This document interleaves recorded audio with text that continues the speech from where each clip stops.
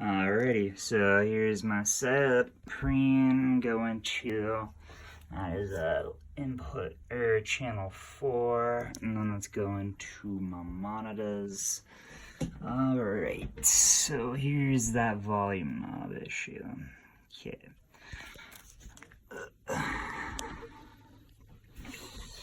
One.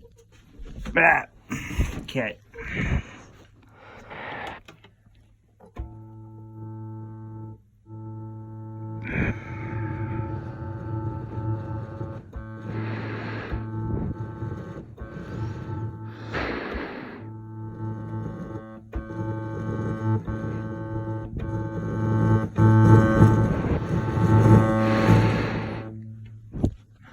Yeah,